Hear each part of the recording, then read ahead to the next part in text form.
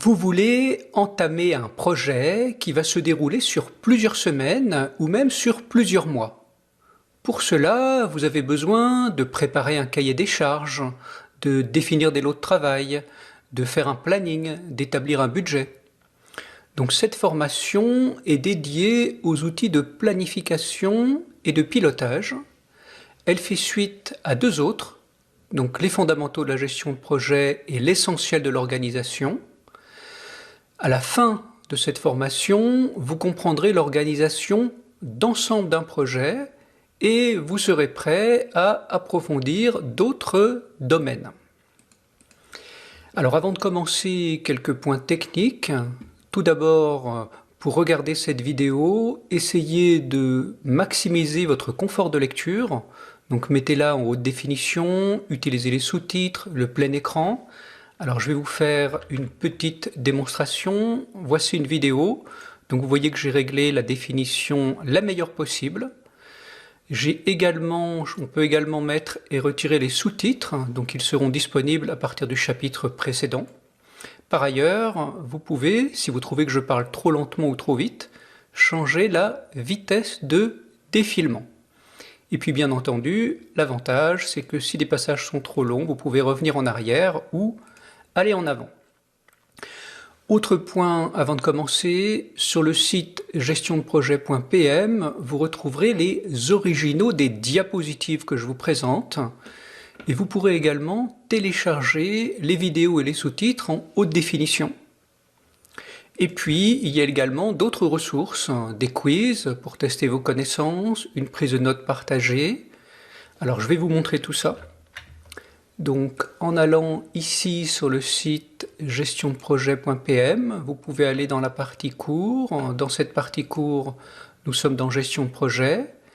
Et donc, après les fondamentaux et l'essentiel pour démarrer, nous sommes ici dans outils avancés pour les projets. Donc, vous y retrouvez les différents chapitres de cette formation. Vous avez par exemple ici le résumé de chaque vidéo dessous. Tout en bas, vous allez trouver les diapositives en PowerPoint et pouvoir télécharger les vidéos. Signalons enfin que si vous le souhaitez, il existe un document de prise de notes partagée, donc que vous voyez ici, et qui vous permet de retrouver le résumé de tout le cours, par exemple, si vous voulez préparer un de nos examens. Alors justement, parlons-en. Si vous suivez cette formation dans le cadre du MOOC ou du SPOC gestion de projet, à ce moment-là, vous avez la possibilité de travailler avec d'autres personnes, donc par exemple sur nos fils de discussion, sur nos réseaux sociaux, et également, à la fin de la formation, vous pouvez passer un examen surveillé et obtenir un certificat de réussite authentifié. Voilà, signalons également que ce cours est sous licence libre Creative Commons. Vous pouvez la réutiliser à condition d'utiliser une licence identique et de citer l'auteur.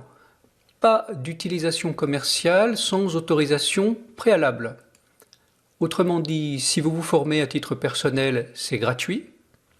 Par contre, si vous êtes étudiant, donc c'est un professeur qui vous forme, ou si vous êtes en entreprise, n'oubliez pas que votre organisation doit acquérir les droits d'utilisation de cette vidéo.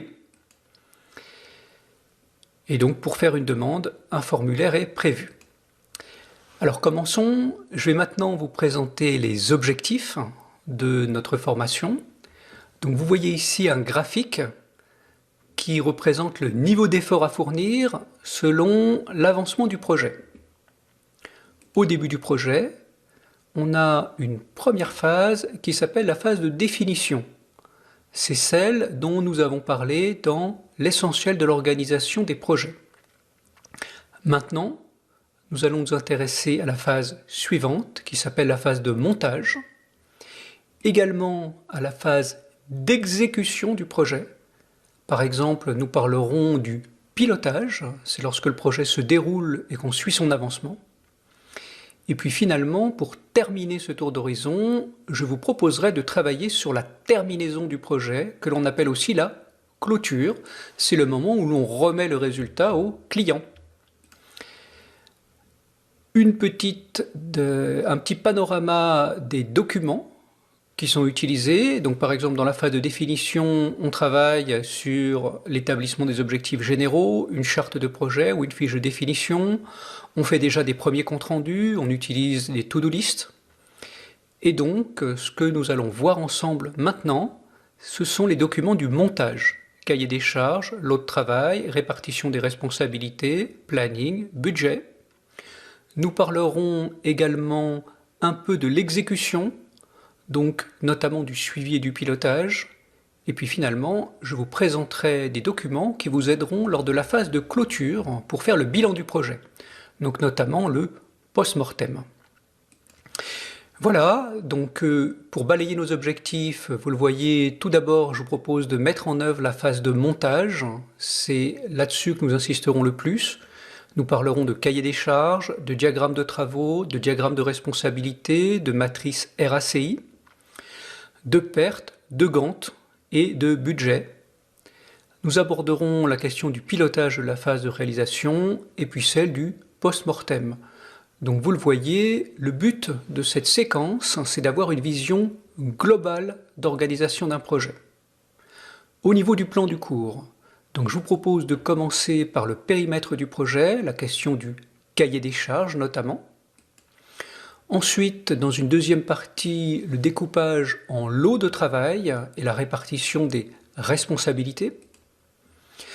La partie 3 sera dédiée à la notion de chemin critique et à la planification. Ensuite, je vous proposerai de balayer la conception d'ensemble d'un projet, comment ces outils s'enchaînent les uns les autres. Nous parlerons également de budget. Nous parlerons ensuite de pilotage, pour terminer sur une conclusion. Dans cette conclusion, je vous présenterai également d'autres méthodes de gestion de projet, par exemple les méthodes agiles. Voilà, donc je vous donne maintenant rendez-vous dans la vidéo du chapitre 1.